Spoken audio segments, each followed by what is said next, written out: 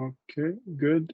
I think it's only just 1 minute. I thought it was later than that. It's only a minute past 2. Yeah, I have 1:59 on my end.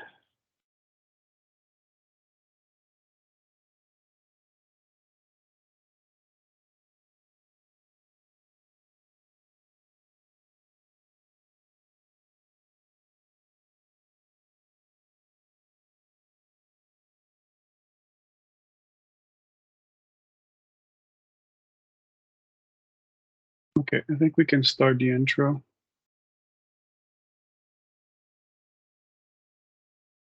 All right, if we're ready to go.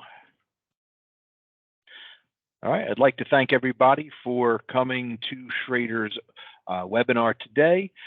Today, we're going to talk a little bit about the most common mistakes and misunderstandings that we see through our tech line and through our support. So we're going to try to unclutter some of that and unpack some of the things that are confusing out there for some folks. Obviously, if you're in a technician position, you know, some of these things you've seen, and hopefully we can add a little bit more pieces to the puzzle. So my name is Tom Kirkham, and I am the North American trainer. And this is my good friend here, Yanick Leduc, and he is the global training manager. Hi, everyone. Thank you very much for being here. I can actually just jump in saying that we want to have that session as interactive as we can, as close as we can to a face-to-face session. So your comments and questions are welcome. Depending on what you're using, if you're using your team apps on your phone or on your computer, you should see the Q&A option at the top of your Teams window. If you're using the web browser option, you either have the reaction button with or the your raise your hand option. Both option is good. If you use the reaction button with raise your hand, we're going to unlock or unmute your microphone for you to ask your question. Or the Q&A, just type it in and we're going to answer the question as we go. Go ahead, don't wait until the end, you know, just go ahead with the question. It usually creates more interaction. And we're ready to go. Okay, so the topics that we're going to cover today are the TPMS light. We're going to talk a little bit about the different states of the light, when it shows you different conditions and what those conditions mean. That's going to be our first topic. We're also going to talk a little bit about your TPMS tool and checking your tool to make sure that the features in your tool support the part you're buying. We're going to talk a little bit about the TPMS sensors themselves and go over a couple different types and scenarios with that. We're going to differentiate between sensor programming and vehicle relearn.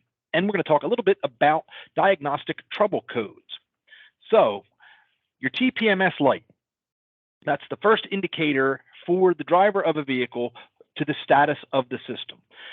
The TPMS system is designed to alert the driver two different things. One, if you have a pressure on one or more tires that is unsafe for driving, or two, if the system itself is not working correctly. So the first thing that you'll see when you turn the key on is you're going to get a bulb check on the TPMS light. So that light will illuminate, and then if everything is good and the system's happy, that light should go out. The next condition that you're going to get is to have that light stay on.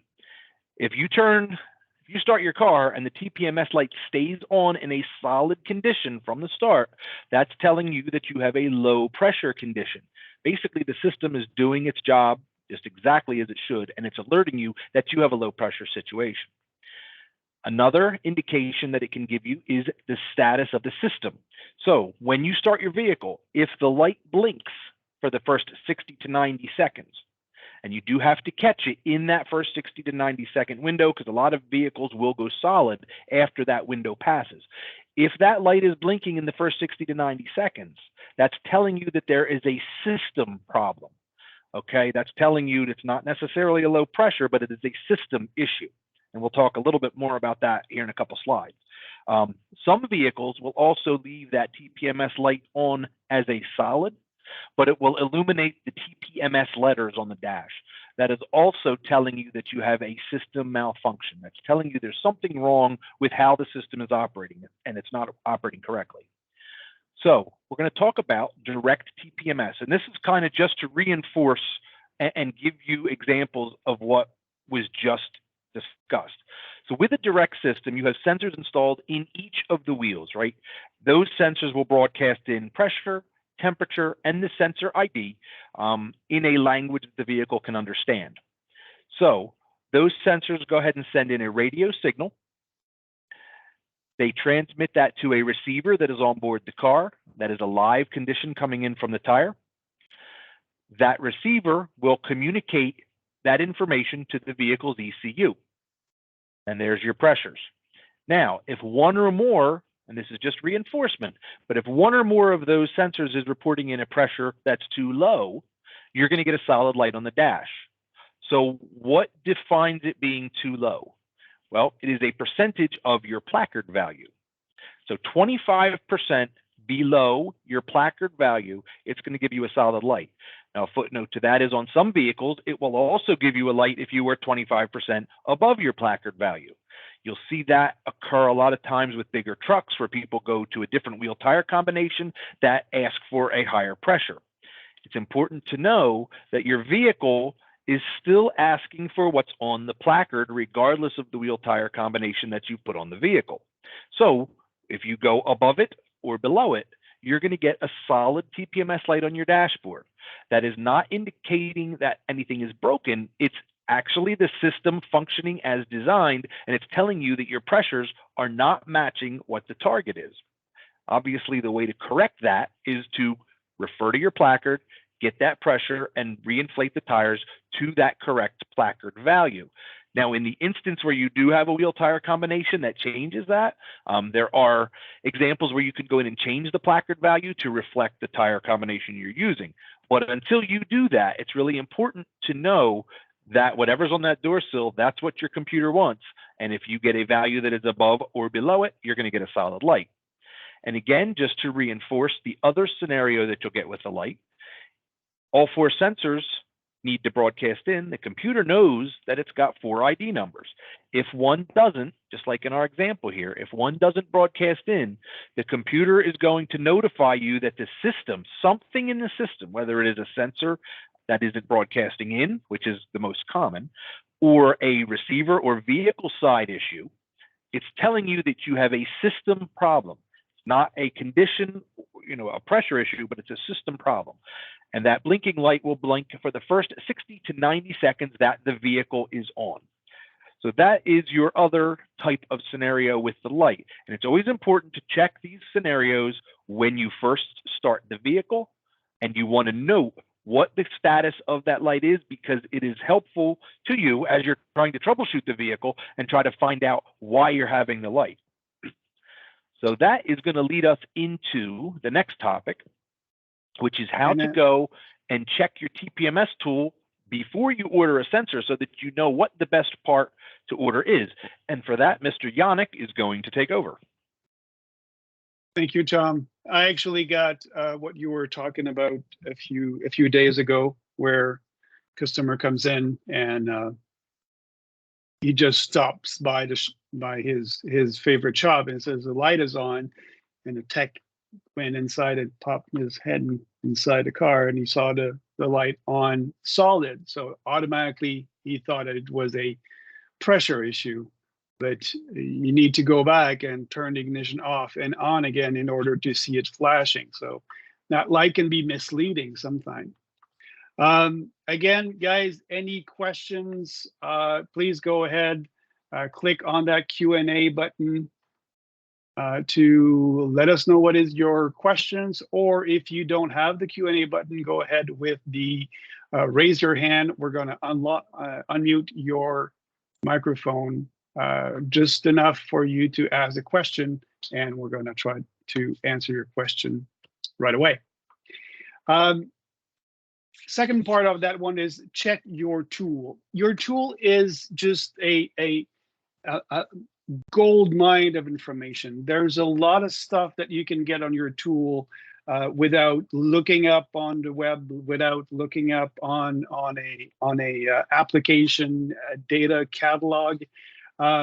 First of all, you can check if you can program a sensor for the vehicle you're servicing, right? So you want to make sure that you have your tool that is capable of programming a new sensor for the vehicle you're servicing right now. If you go on your tool and you go on the programming menu, you can go ahead and just select your make, model, and year. On that menu, you're going to see all the different year. If the year is not there, from all the list of the different years, let's say it stops at 2014. First, make sure that your tool is up to date. Your tool, an updated tool, you should see in there all the vehicle all the way to 2022 or 2023, depending on the model, of course, if they're still producing that vehicle. If it's not in there, if the tool is up to date, you have the latest software installed, and you don't see up to the vehicle that you are servicing, that means that the tool that you have in hand doesn't have the right application. It doesn't have the application code in order to program a new sensor for that vehicle. Now, typically how the process will go, you get your tool, you keep some sensors in stock. If you don't, you call the auto parts store and say, hey, I need a sensor for Chevy Colorado 2018. Your auto parts store will say, okay, well, I have this sensor, easy sensor. I have an ABC sensor. Both of them are covering it. So from the database that the auto parts store is telling you, both sensor can do the job. You choose whatever sensor you want, depending on price, depending on availabilities, whatever you have. But what you should keep in mind, and what the auto part store should also ask you, is what type of tool do you have? And I cannot stress this enough, guys. We're getting tons and tons of calls with that same simple issue, where can your tool program the sensor you're ordering?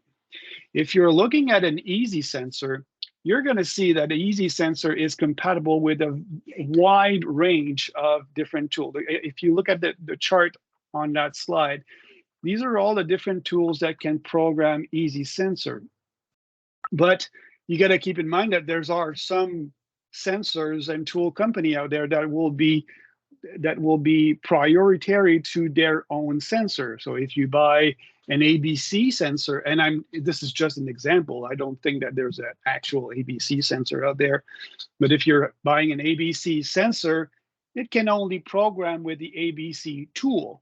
So you're locked in with only using their own sensor for the coverage that they have in order to have just that tool. So if you want to use and program an ABC sensor, you need to have an ABC tool. Compared to an easy sensor, where all of these tools can be used to program an easy sensor. But the catch is, you cannot cross them out. It's not backward compatible. The easy sensor will not be compatible with the ABC tool, and the ABC sensor cannot be programmed with any of these tools that you see on that chart. So you got to be careful. What tool do you have?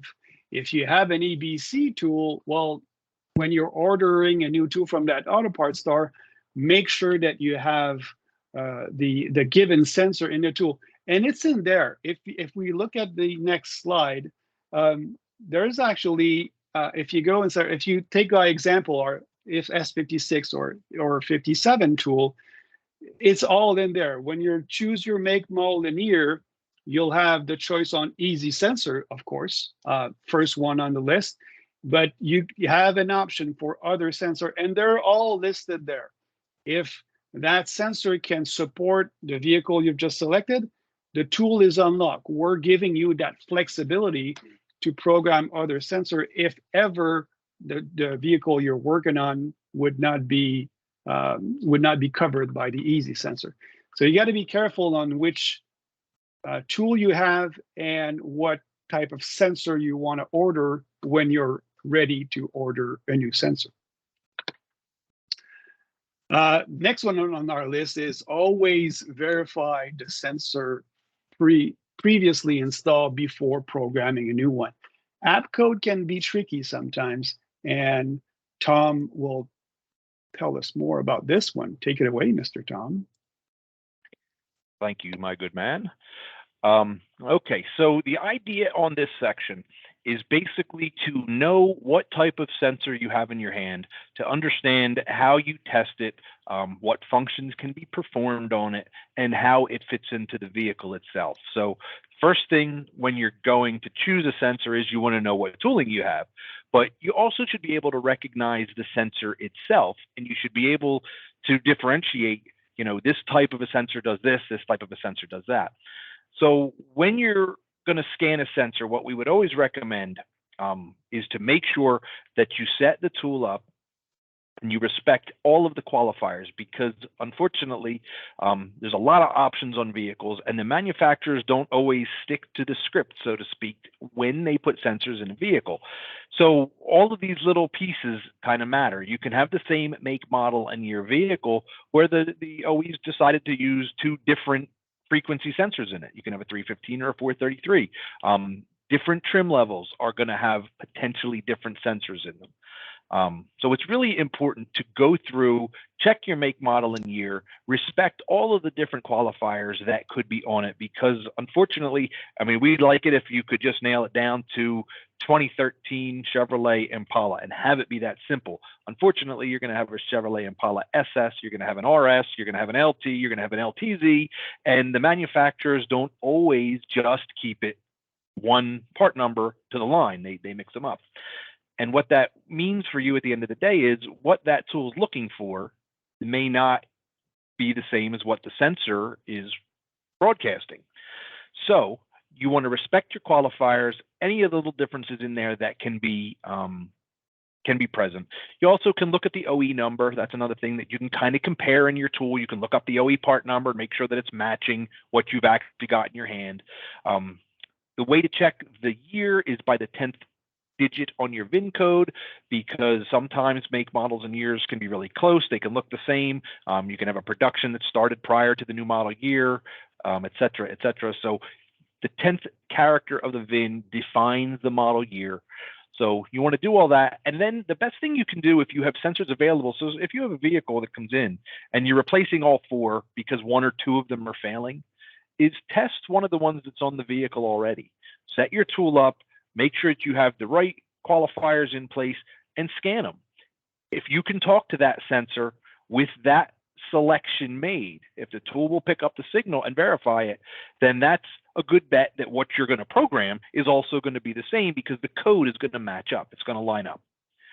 So you want to make sure, again, you respect all of the qualifiers, and the reason being is, in the graphic here, we're showing a 17 and an 18, but I can tell you from personal experience, I was on our tech lines here for well over 10 years. The manufacturers aren't always consistent, and what they use will change from model year to model year, and even inside of a model year, kind of just reinforcing that. So sometimes when you're trying to nail down in your tool with the settings, it can be a moving target. Unfortunately, that's really just the reality of it. As much as we'd like it to be very, very straightforward, it isn't always. So you have to pay attention to all that detail to make sure that you're looking for the right code on the sensor itself. So the different types of sensors that you're going to come across, there's two main types that you're going to see. And this, again, from the years on the tech line, I can tell you that it does become a matter of confusion sometimes, because the people, you know, when you buy the sensor, you don't always know what you're receiving. And if it's listed for a vehicle, sometimes you end up with a different part number that will work, but work differently. So an OE replacement And that's the first you're going to see. So you have an OE sensor, which is your original equipment. And then you're going to have an aftermarket OER, original equipment replacement. The advantage to these sensors are they come pre-programmed out of the box. Now, what that means is a couple of different things. First, you can't program it. So if you wanted to go in and if you were trying to program a sensor and it keeps failing, knowing what type of sensor you have is going to play a part in that. If it's an OER type sensor, that means that it is already programmed from the factory. The advantage is, of course, it's already programmed, works out of the box. The disadvantage is, funny enough, it's already programmed, which means that where you can use it is a very small application window, because you can only use it for the vehicles that will respond to the code or language that's programmed to it. So, everything is always a pro and a con, right? The good side of that sensor is, boy, I can take it right out of the box. I can trigger it with my tool. I can install it, do my retrain. I don't have to do anything to the sensor itself. The bad thing is, in order to cover the market, you'd have to have a whole lot of these type of sensors available to you, because each sensor is only going to work with the vehicles that are, compatible with the code that's programmed to it. So as a company, because we are the largest OE supplier, we carry a very complete line of OER type sensors. So if this is the type of sensor that best suits your needs and your business and the tooling that you have, we have a large coverage. These sensors are ready to go out of the box, OE fit, form, and function.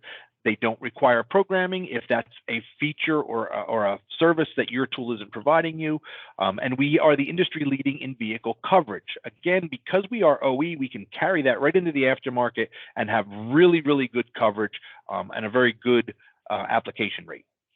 Now, the programmables, when they came out back a couple of years ago, they were kind of confusing for people, because these sensors come and they don't work out of the box, right? That is a programmable sensor that when you buy it is blank. So just like I mentioned kind of in the last slide, everything always has a pro and a con. So the downside to this is, yes, you do have to have a programming tool, and yes, there is an added step. The huge upside to this type of a sensor is that it's one part that you can program for 99% of the cars that are going to walk through your door. So it's one part you can write a code to and use it on a Chevrolet. If you found out, whoops, that guy didn't show up, so we're just going to use that sensor and we're going to put it in a Ford, you could just reprogram it. It's not locked, so there's no limit to how many times or how many codes you can write to it. You can duplicate sensors that are already in existence. If you have one that you can actually scan and duplicate, you can copy. A lot of the newer scan tools will actually let you go in and retrieve ID numbers from the computer of the vehicle and manually enter the ID numbers. What that buys you is, most times you wouldn't have to do a retrain, because if you introduce the same ID number, if you're replacing a sensor with the same ID that's already registered with the car doesn't see a difference. So there are distinct advantages to a programmable sensor. Even with the added step, there are definitely it's a huge upside for advantages to using that type of a sensor. The tool itself is where the language is stored, and based upon the make, model, year that you select and the qualifiers that you select, it's going to load a protocol or a language to the sensor based upon what you've chosen. Now, you want to make sure, as we've kind of discussed, that it's accurate. We have to make sure that the programming we put on it is consistent with the vehicle that it's going in. So a couple of other advantages to this type of sensor, like I said, there's always pros and cons, and there's a really big upside to these. They are future-proofed, right? The hardware is not going to become obsolete, because as long as you can update the tool itself, you can keep adding protocols and adding communication languages to the tool that are for vehicles that they haven't even actually released yet. So there's a huge upside to using a programmable sensor, but it is also very important to know the difference between a pre-programmed OER and a programmable, and how they function and what things you can do with one or the other. Now that's going to bring us right into the next topic of conversation here, which is going to be defining the differences between sensor programming and vehicle relearns. That seems to get kind of bundled together sometimes into one process, and it is really two very distinct processes. that gets you, one gets you halfway there, the other one brings you the rest of the way home. So for the rest of that, we're going to jump over to Mr. Yanick, and he will talk you through the differences between the two and how to do it. Thanks, Tom. I didn't want to interrupt you, but I had recently a situation exactly like you just mentioned, and it was kind of a little uncomfortable because it was the president of a big tire point of sale that we're partnering with, and he came in with his brand new Porsche Panamera, and put on some winter tires on the vehicle. And the technician didn't. When you look at on your tool, Porsche Panamera actually gives you that qualifier. Is it 315 or 433? And you don't know just by looking at the tire. So he just took a guess and programmed it as a 433. When that president of the company tried to do a relearn on this vehicle after that, it never worked because the sensor were not programmed to the right frequency. So very important to always test the sensor that you have already installed on your vehicle before programming new ones. Again, guys, you are, go ahead. And that kind of leads into what I was saying with making sure that you have the right qualifiers, because this is an example of the sensor's doing, the sensor, there's nothing defective here. The sensor's working exactly as it was programmed to do. It's doing exactly what it was programmed to do. It's sending a signal. The fact that in this case, the signal that it's sending is not something the car can interpret. So it's a programming problem and a accurate problem more so than it's a defective part problem. But sometimes that water gets muddy a little bit when you have the two things going on because it's just assumed it doesn't work. But it's really critically important. We can't stress enough that, you know, making sure you know what you have on the vehicle and you know what you're trying to duplicate through your qualifiers, or even sometimes it'll come down to the OE part number. You know, knowing what that original OE part number did so that you know how to accurately duplicate it. So that's effectively, that's at the end of the day, that's what we're trying to get to. We're trying to make the programmable do what that OE did. And again, you know, the manufacturers don't always make that really easy for us to do. So sometimes you need to have a few more of these pieces of the puzzle there to make sure we get it right. All right. So again, any question, guys, don't be shy. Go ahead with the raise your hand option or the Q&A. You guys are way too quiet here. Don't leave us. Don't leave me and Tom be the only one talking here. We want to get your feedback. We want to have your questions. Please let them come through. Relearn process. Relearn process is definitely on our top 5 TPMS mistakes because it can be tricky. But before that, the whole idea between programming and relearning, and there's still a lot of misconception between the two. Programming is the action of taking your TPMS tool, programming your sensor. So you're taking your tool, choosing your make, model, and year, taking your sensor, and the act of doing that, the app code or the communication protocol will go from the tool to your sensor. Once your sensor is programmed, it will behave just like an OE sensor. So it will communicate the right, it will use the right communication protocol in order to have a conversation or in order to have that right communication with the vehicle. Once that is done, you're not out of the woods yet. There still needs to be a relearn process. So once your sensor is programmed, it needs to create that virtual handshake between the sensor and the vehicle. The reason for that is we want to avoid crosstalk. So if you get two vehicles with the same make, model, and year, only the color is different. That sensor can communicate up to 30 feet away. So if you get two vehicles with the same make, model, and year right next to each other, if that blue car has a flat tire, the white car right next to it is actually getting the signal, but somehow is ignoring it. Somehow that white car says, this is not the sensor on this vehicle. How can it do that? Well, each sensor has its own unique ID. So each sensor will along with the signal transmission, it will have a unique ID for each of those sensors. And the car knows these are the 4 sensors installed. So the car concentrates only on those 4 IDs. If the signal comes in from any vehicle, any LF, low frequency interference from any other vehicle around, it will ignore that communication only to concentrate on these 4. But what happens when you change a sensor? One sensor, dies on you and you need to replace it with a new sensor, that new sensor will have a new sensor ID. And therefore, the vehicle is programmed in a way to ignore any communication coming from an unknown sensor. So that's why the relearn process is so important. Programming and relearning are 2 completely different operations. Programming is only your tool with the sensor. Relearning is that new sensor with the vehicle. And regardless of the sensor you're choosing, OE replacement, programmable, you will need to do a relearn every time you have a new IDs to be installed on the vehicle. The relearn process, as I said earlier, can be a little tricky. Please always look at your instruction.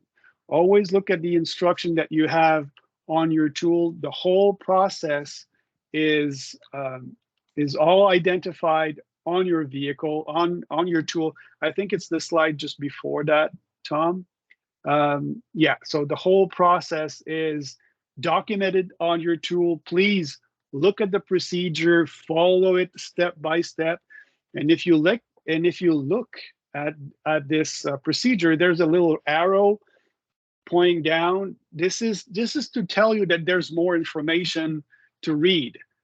Press on that down arrow and read the full instruction. Take notes if you have to.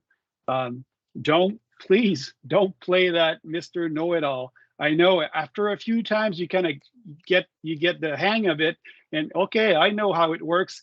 You'll tell me. Let me tell you, there always going to be that one make and model that is a little bit different than the other one. And if you haven't read your instruction carefully, you're gonna start. Just because you've done a Honda Civic before doesn't mean that this Honda Civic is going to be the same as the one before. Again, I kind of mentioned earlier, the manufacturers don't always make this smooth, and sometimes they do throw little bumps in there. And some of them, frankly, don't make a whole heck of a lot of sense. But they put this wrinkle, they put this step in that if you do not respect it, that light will not go out. So yeah, you want to make sure, just like Yanick said, you want to make sure that you follow everything, read every line, and really do your best to understand that process from beginning to end before you start, because there are time limits on some of these, and you will time out. Yep. We have more slides here that'll actually show that a little more clearly, but hopefully it'll make sense now that I'm kind of throwing it in there a few minutes early. But basically, you just have to make sure you watch, you know what you want to do before you hit the go button. So yes, you want to read everything, all the steps, and do your best to understand them. The trailblazer. We're going to bring up the trailblazer on the stationary relearn. So typically, you have 3 types of relearn that you can use. Again, always refer to your tool in order to follow the steps step by step. Auto relearn, as it's usually the preferred one. You just drive. So auto relearn, you need to drive the vehicle a certain number of miles for a certain number of minutes.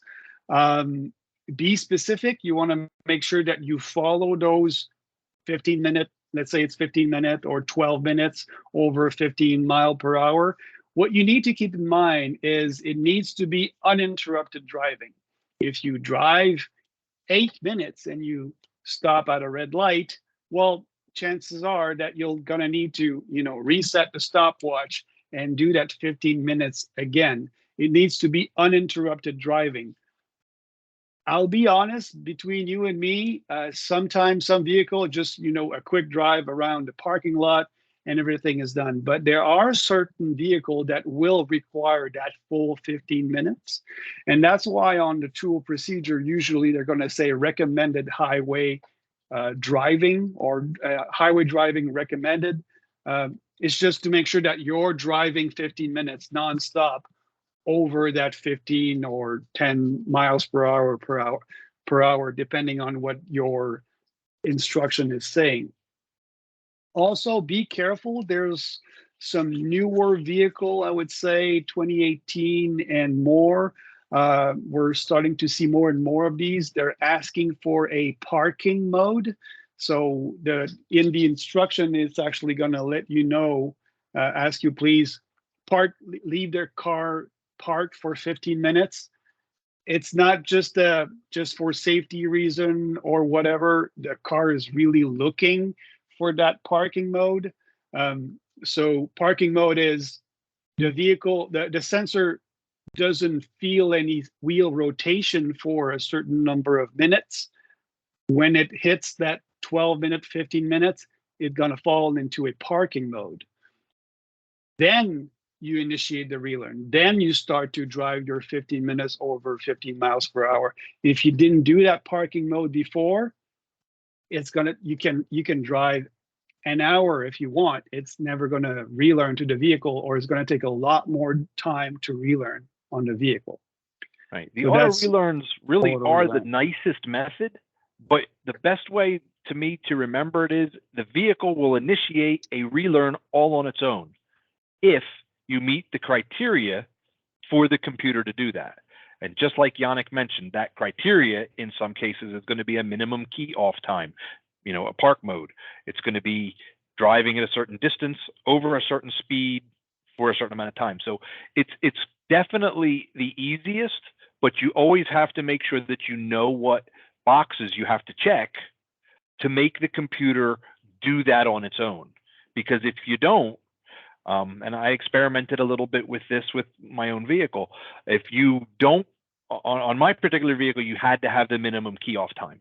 So even if I programmed the sensors correctly for the vehicle, if I didn't shut the key off and leave it for that period of time that it required, the vehicle would never initiate the retrain. You could drive at 100 miles and it would never update. So it's the simplest method, but you have to know what boxes you have to check to make the computer perform that relearn on its own. And again, sometimes we're kind of, all, trapped in that loop. We know how it is. We know how it works. Yeah, okay, Jeep are all the same. You just need to drive and you're good to go. So as a technician, we want to save time. So we're not reading that. You're not reading the full instruction and you just start to drive.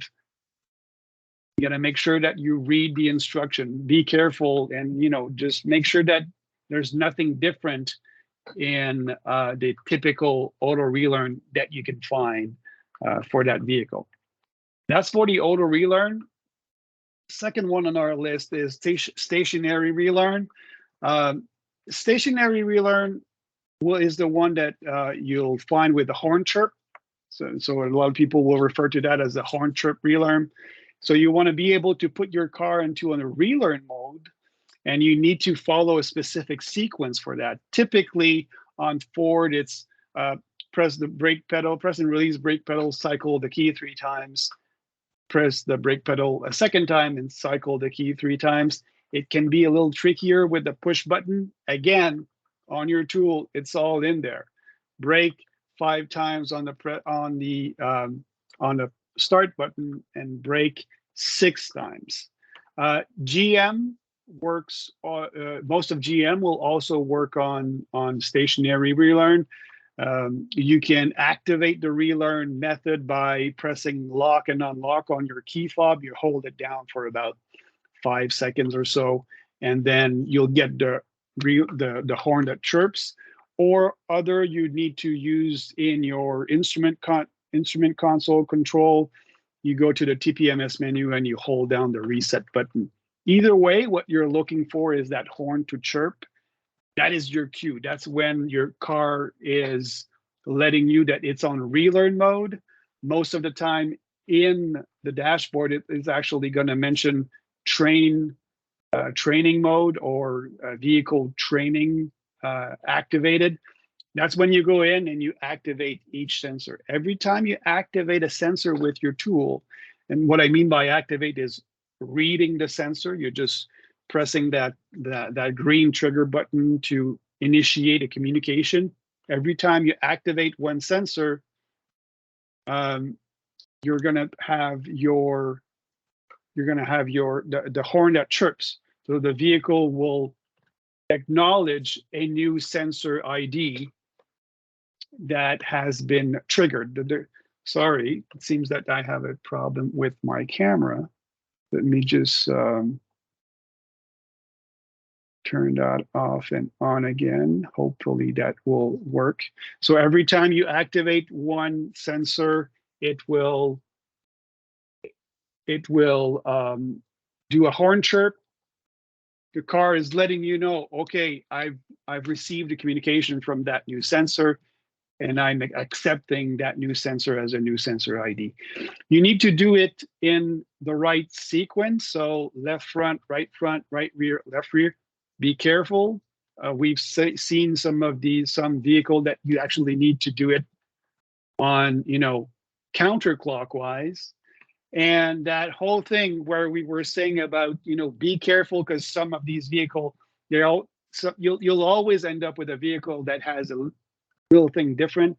Trailblazer, instead of using that Trailblazer a certain year, I can't remember what year exactly, but instead of doing the lock and unlock, you need to turn on and off the headlight switch like 2 or 3 times in a row, and then do something else in the sequence, and then you get your horn chirp, and then you activate each sensor.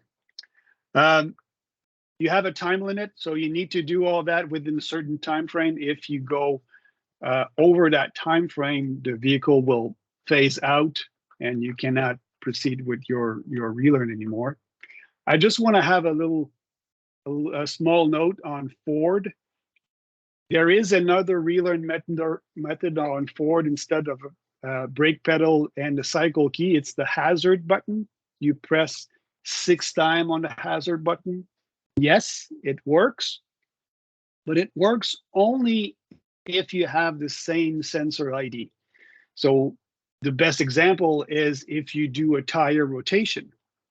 If you kept all the same sensor ID, it's all the same tires, they're just located in a different position, that hazard button relearn will work fine, because when you activate each sensor, they're all going to work, and they're just going to be placed into a different spot. If you change the sensor ID, when you'll get to that sensor that the ID is not the same, your tool will beep, but the horn will not chirp. The car will not accept a new sensor ID if you do a relearn with your hazard button. You got to be careful on that one. That is for stationary relearn. And the best thing, just another little footnote that I would add, one of the things that when we were on the tech line, one of the things that I would always suggest is, and it kind of lines up just with everything we've been saying so far, know what that procedure is, read all the steps, have your tool ready to go, have it set on the right make, model, and year, all of that before you put the vehicle into train mode. Because sometimes the challenge would be getting the vehicle into train mode. Sometimes the challenge would be getting the tool to read the sensor. So if you get the vehicle successfully in the train mode and you're ready to rock and roll, but now your coworker took your tool and it's over across the other side of the shop. So now you have to go get the tool, bring it back over, set it for the right make, model, and year. And by the time you do that, the car has done its 90-second window or whatever the window is for that given vehicle, and it's gone back out of learn mode. So now when you go to trigger the sensor, the tool's talking and having a great conversation with the sensor, but the car's not going to pay any attention. So it's just good to get organized before you actually start the process. Know what the steps are, know what tools you need, have them handy, be ready to roll. It just saves you a little bit of frustration as you go through the steps, because like I said, once it times out, you're starting all over again. So you want to be ready to go when it's time to go. Just a couple. That's a little wisdom from a lot of phone calls, a lot of conversations on the tech line. And the last one is the OBD relearn. When you look at it, it seems the easiest one, but don't take that for granted. So OBD relearn is you take your tool, you activate each sensor, the tool will record all 4 IDs, and then you just take your OBD cable connected to the vehicle's ECU, and the tool is transferring the IDs to your vehicle. It seems, super easy, but there is actually other steps. There are usually other steps that you need to follow, and this is definitely one of the big reasons where we're getting the calls on our tech line, where if you don't follow the other steps after that, the relearn will not work. That's why you need to press on that down arrow and read the other steps. The tool will tell you relearn complete, but it's not complete. The tool is telling you, I've done my job. Now do the rest of your OBD relearn. Some can be, unplug the OBD and scan all 4 sensors a second time. Some will be leave the tool connected, but go activate the front left again, and then you need a second tool to do that. Some will do unplug, deflate the tire to 3 psi, reinflate the tires, and then drive for 15 minutes. That one's fun. That one is very fun. It can be tricky, and that's why you need to read your procedure completely. Take notes if you have to. Follow these steps, because you're just going to end up on trying to redo that relearn over and over again because it didn't work. And which, by the way, on a Toyota, if you try too many times a relearn that didn't work, the ECU locks out on you. So you need to unlock the ECU, make sure that you erase any DTCs, and then try your relearn. So you're better off always doing that relearn correct the first time. OBD relearn, turn your ignition up. Make sure that you follow your steps. We have a question here. Raised hand. All right, I'm gonna unmute your microphone for a second here. Please go ahead. Hello, Yanick and Tom. Hello. I have a question on when the relearn is tried so many times with a Toyota. Is there something that is telling somebody that occurred? Like, is there an error light? Or do they just have to maybe troubleshoot it and try to unlock the ECU? I'm just curious on that whole unlock and lock ECU for the Toyota. Is there a sign that it is locked? And do we know that? Or is it just, are we just kind of, trying something to troubleshoot it? That's a very good question. No, well, most of the time when you do your relearn, if the relearn is successful, there is a sequence. It's going to flash 3 times, but it's mostly on, if I'm not mistaken, it's mostly on Lexus, and it's not on all Lexus. There's so many variant on these types of vehicle. Depending, some will give you, if the light is still on after you've turned off the vehicle and turned the ignition on again, the relearn is not complete. And on that ECU lock, it doesn't show. There's nothing with the light flashing in a specific way that tells you that the ECU is locked. Even when you connect with your tool, you're proceeding with an ECU unlock, but was it locked in the first time? It's not clear how the process is going through. So that's why in a lot of cases, we're gonna recommend just do an ECU unlocked every time. If you tried once and it's not working, make sure that your ECU is unlocked. Clearing the DTCs as well can be can be a reason why the ECU is can be a reason why the relearn is not working. I've seen that many times, and not just on Toyota, on any vehicle. There's some DTCs, and somehow the vehicle is just recreating that trouble codes over and over again. So the relearn worked fine, but somehow the light is still on, and the light is on because there's a trouble code that keeps on repeating an error. So clear out the DTCs, and the light is off after that. Yeah, so sometimes you have to have a it, number of key cycles with it correct to get those DTCs to go out. So different vehicles do it differently, but sometimes you might have to have 5 key cycles without having that condition there. So even if you've corrected the condition, if the code is still in the ECU, if you haven't completed the number of cycles to bump it out, it's going to keep giving it to you, even though in that particular instance, the problem that caused it's repaired. So yeah, it would be really nice if the manufacturers gave us that little bit of information, told us it was in the ECU was locked, but unfortunately they don't do it that way always. So yeah, just like Yanick said, the best thing to do is go ahead and unlock the ECU. If you have the ability to clear the DTCs, do that, and then go through your retrain so you're starting with a clean slate. Although most of the time it works fine. So I wouldn't necessarily recommend to unlock the ECU for every single relearn you do. But if you try once or twice and it's not successful, clear out, unlock, just to make sure that your third attempt you're starting on a good base. Thank you. Next one on our list. No problem. Next one on the list is our DTCs that we were talking about. Tom, take it away, Mr. TPMS. Okay. All right. Just recapping there, your procedure for asking questions, your reactions, or your Q&A. Feel free to pick our brains a little bit if you have something that we haven't covered. Now, DTCs and how we're going to tie that in. Sensors, OE or aftermarket, they have a lifespan, right? So they have a battery depending on the age of the vehicle, the mileage of the vehicle, the weather conditions that the vehicle has lived through. You're going to have failures at a certain point.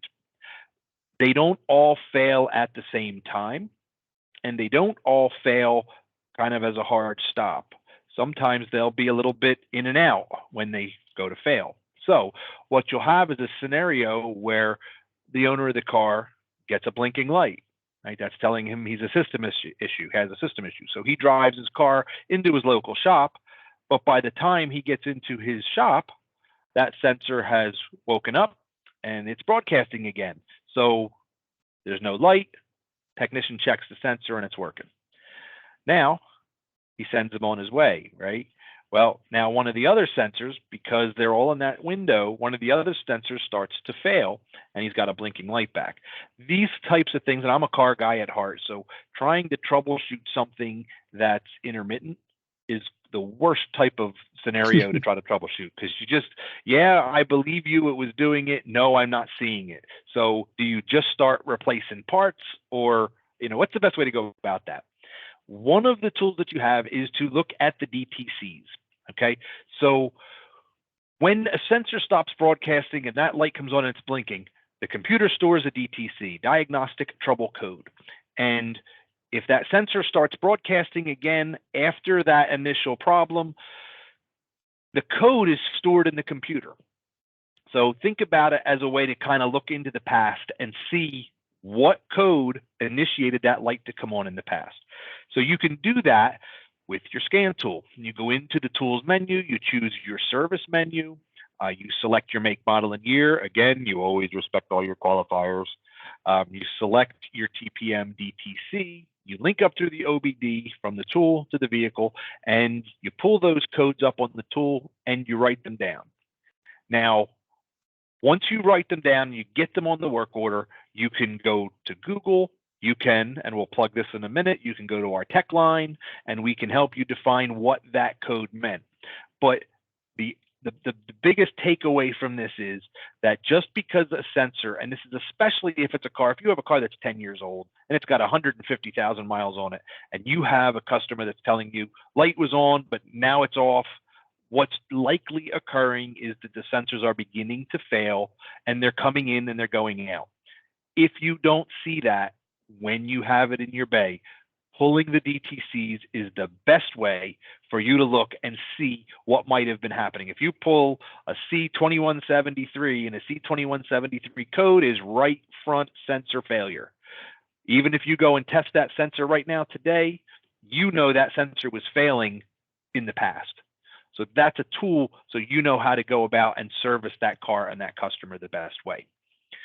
You can go in with your tool, follow the steps through, and that way you know exactly what happened, you know why the light was on, and you can get to the bottom of what that particular problem was. Okay. So that's an example that I like to give is if you put the flashlight in the closet and you leave it there for 3 years, you know, next time you'll get that flashlight and put the power, it's going to work. It's going to, you know, bright and shiny, but for like 2 seconds and just die on you.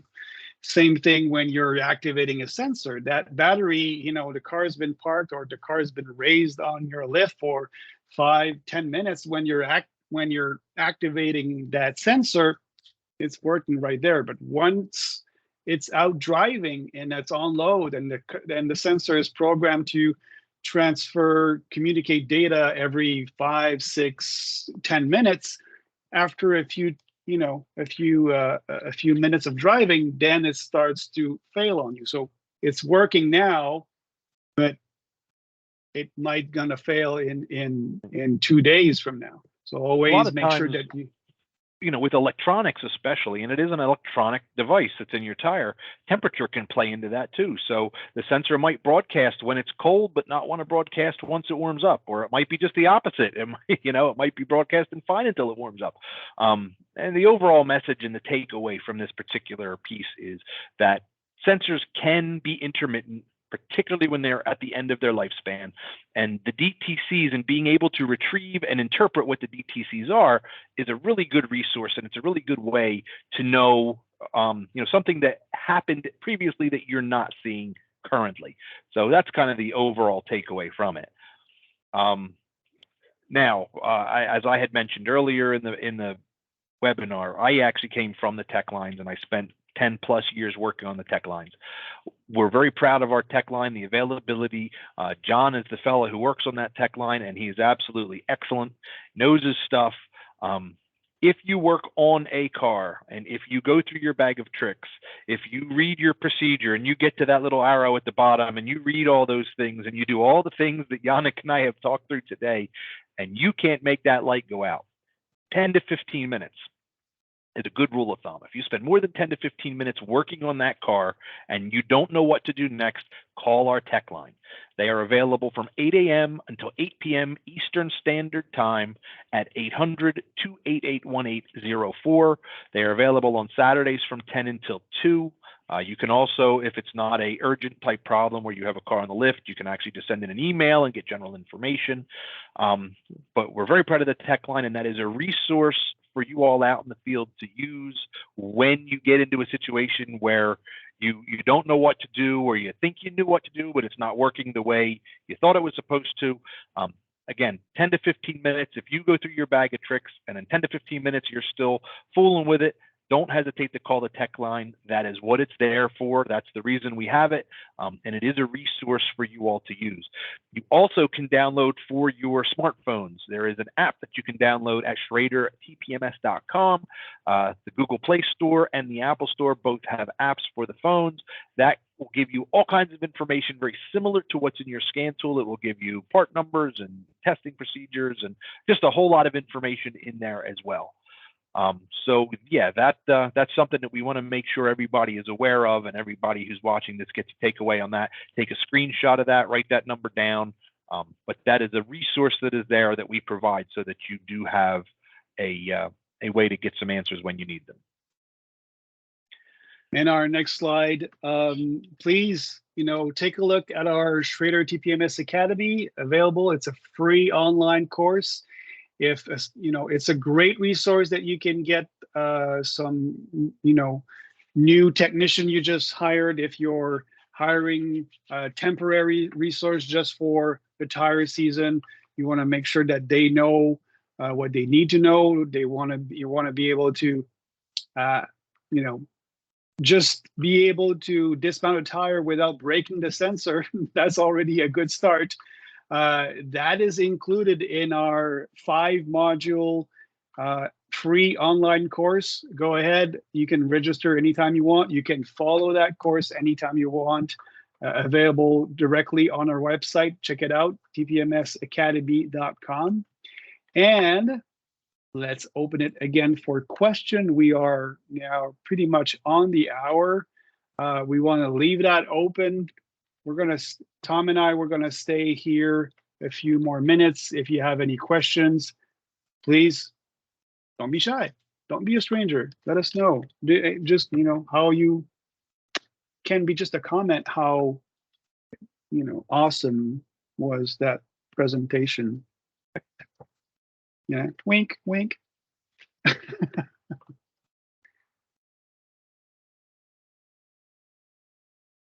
We're gonna put on that little, on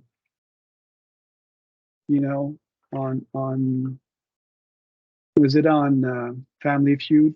Do that little timer. Jeopardy. You got your Jeopardy timer. Family Feud, as I recall, was a pretty harsh buzzer when you didn't answer right on that one. Right.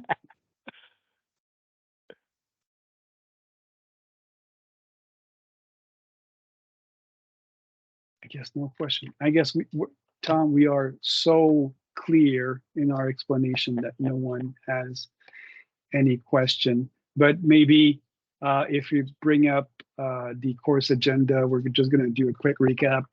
Check the light. Make sure that you check that light at ignition. You want to be able to, what's the second one? Check your tool before ordering a new sensor. Your tool will tell you if it's compatible with the sensors that it can program, and you're going to check if that tool can program the specific vehicle you're working on. Check your sensor before programming. Always read the sensor that are previously installed. By having your tool reading that sensor, you can safely assume that that tool will be able to program a new sensor for it. And programming versus relearning, read your procedure. Always follow the steps of that procedure one by one, and TPMS DTCs. Check if there's any DTCs before changing one sensor, depending on the vehicle, age, mileage. If that vehicle is still on the 4 OE sensors, one is dying on you, the other one will be following close by.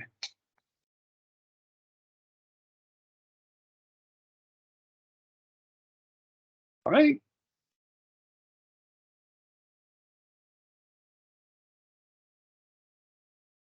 Well, we're gonna call it a wrap, as you say it. That's a wrap. That's a wrap. But if you have any question, you can call on our hotline, drop us an email, Schrader TPMS NA. So we had the email here, schraderna@sensata.com. That's an email you can use to reach us and ask your question. Thank you very much, everyone, to be there. See you at the next webinar. Until next time. Until next time.